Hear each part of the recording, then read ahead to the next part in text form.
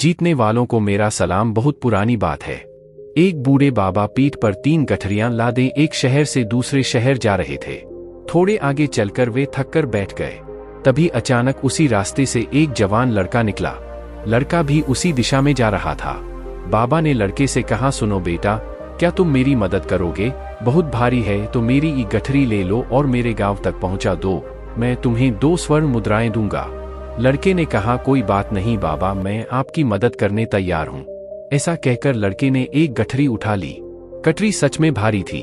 दोनों रास्ते पर चल पड़े। धीरे धीरे भीड़भाड़ छट गई और रास्ता सुनसान हो गया। लड़के ने बातों बातों में पूछा, बाबा ये गठरी इतनी भारी क्यों है? बाबा ने कहा, इसमें तांबे के कुछ सिक्के हैं। लड़के ने सोचा, बाबा जरूर व्यापारी होंगे तभी इतने सारे सिक्के लेकर चल रहे हैं। लड़के ने सोचा, मुझे क्या करना है? फिर बाबा और सिक्कों के बारे में ज्यादा ना सोचकर लड़का अपनी धुन में मस्ती से चलने लगा। कुछ देर बाद वे दोनों एक नदी के किनारे पहुंच गए। लड़का नदी में उतर गया, लेकिन बाबा किनारे पर ही खड़े रहे। बाबा ने कहा, अरे बेटा, मैं नदी में 2 गठरियां उठाकर नहीं चल सकता, फिसल जाऊंगा। क्या तुम मेरी एक और गठरी उठा सकते हो? मैं तुम्हें 2 स्वर्ण मुद्राएं और दूंगा। लड़के ने कहा, बाबा आप मुझे स्वर्ण मुद्राएं नहीं भी देंगे तो भी मुझे कोई दिक्कत नहीं है। बाबा ने खुश होकर कहा, बेटा तुम भले इंसान लगते हो। ये लोग इस गठरी में चांदी के सिक्के हैं। नदी संभाल कर पार करना। नदी पार करने के बाद लड़के के दिमाग में बाबा की बात लगी कि गठरी में तो चांदी के सिक्के हैं, जरूर बाबा को जमीन जायदाद बेचकर आ रहा है, तभी इतना सारा धन लेकर चल रहा है। आगे चलकर रास्ता बिल्कुल सुनसान हो गया। तभी लड़के के मन में विचार आया कि ये सुनसान जगह है, अगर मैं ये सिक्के लेकर भाग जाऊं तो मुझे कोई पकड़ नहीं पाएगा। इनसे कोसे में एक दुकान खरीद लूंगा। इस तरह लड़का विचारों में खो गया। कुछ देर बाद लड़के ने खुद पर आश्चर्य किया कि ये मैं किस तरह के विचार सोच रहा हूँ। किसी वृद्ध आदमी का फायदा उठाना ठीक नहीं, मुझे इस तरह के विचार सोचना नहीं चाहिए। लेकिन लड़का ज्यादा देर मन पर काबू नहीं कर पाया। वह 2 गठरियां लेकर बाबा के पीछे पीछे चलता रहा। काफी देर चलने के बाद एक पहाड़ी आई। बाबा ने कहा, बेटा मेरी ये तीसरी गठरी भी तुम ही ले लो। मैं तुम्हें 2 स्वर्ण मुद्राएं और दूंगा, लेकिन ध्यान से चलना, गठरी गिराना मत, कहीं ये खुल ना जाए। लड़के ने बात घुमाकर पूछा, क्यों बाबा, इसमें ऐसा क्या है? बाबा ने कहा, बेटा इसमें तो सोने के सिक्के हैं। लड़की ने कुछ नहीं कहा ने तीसरी गठरी लड़के को दे दी और बाहर से मुक्त होकर चलने लगा। भार और चढ़ाई के कारण लड़के के पैर धीरे धीरे उठ रहे थे, लेकिन जब से उसने सोने का नाम सुना तब से उसका मन छलांग मार रहा था। लड़के ने सोचा, इतना धन मिल जाए तो मेरी पूरी जवानी मजे से कट जाएगी, तो वैसे भी इस बाबा को अब इतने पैसे की क्या जरूरत है, इसका जीवन तो कट चुका। इस समय लड़के का मन पूरी तरह बुद्धि पर हावी हो चुका था और अपनी बात सही बनाने के लिए कुछ भी कह रहा था। लड़के ने मन ही मन कहा, ये बाबा कोई जोड़ लगता है, कोई व्यापारी होता तो ऐसे पैदल थोड़ी चलता। चोर से चोरी करने में क्या बुराई है? ये सोचते सोचते लड़का तेजी से चलने लगा। बाबा थोड़े पीछे रह गए। लड़के ने सोचा, ढलान आते ही अगर मैं ये तीनों गठरियां लेकर भाग जाऊं तो मेरी गरीबी खत्म हो जाएगी और ये चोर बाबा मुझे कभी पकड़ नहीं पाएगा। ऐसा सोचते सोचते अचानक लड़का दौड़ने लगा, जैसे उसका शरीर अपने आप ही हरकत कर रहा हो। काफी देर दौड़ने के बाद लड़का बचते बचाते अपने घर पहुंचा।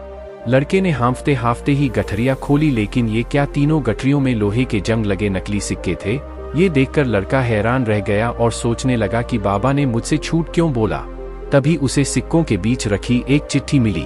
चिट्ठी में लिखा था, ये पूरा नाटक ईमानदार व्यक्ति की खोज करने के लिए रचा गया है। ईमानदारी व्यक्ति को राज्य का कोषाध्यक्ष और प्रमुख ऑफिसर बनाया जाएगा। लड़का सिर पकड़कर बैठ गया। बनता था कि वो मन के विचारों पर काबू रखता तो उसका जीवन बदल जाता। तथागत गौतम बुद्ध कहते हैं, मन ही सब कुछ है, आप जो सोचते हैं वही बनते हैं। इसलिए आपका सबसे बड़ा दुश्मन भी आपको उतना नुकसान नहीं पहुंचा सकता जितना आपके अप्रक्षित और अनियंत्रित विचार आपका अहित कर सकते हैं। विचार से लेकर भाग्य तक। गौतम बुद्ध कहते हैं, अपने अंदर ध्यान से देखिए, हमारे अंदर चल रहे विचार ही शब्द बनते हैं और शब्द कर्म के रूप में प्रकट होते हैं।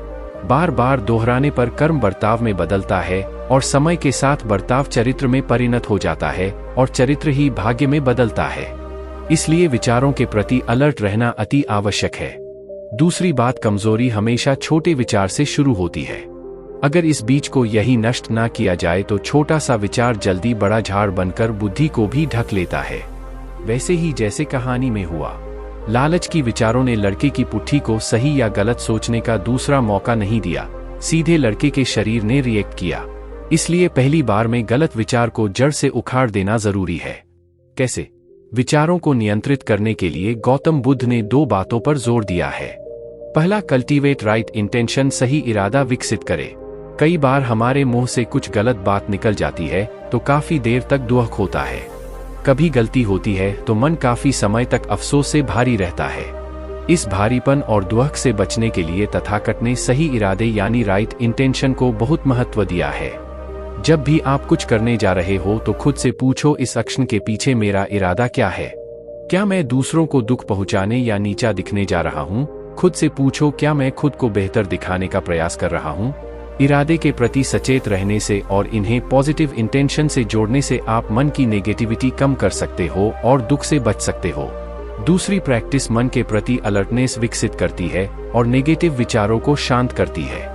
वो है माइंडफुलनेस, यानी बिना किसी जजमेंट के इस पल में जो हो रहा है केवल उसे देखना, यानी अपने मन के अच्छे बुरे विचार, इमोशंस और यादों को बिना रिएक्ट किए केवल देखना। माइंडफुलनेस का फायदा ये है कि बिना रिएक्शन के नेगेटिव विचार, नेगेटिव फीलिंग्स जीवित नहीं रह पाते और आप गलत एक्शन लेने से बच जाते हो।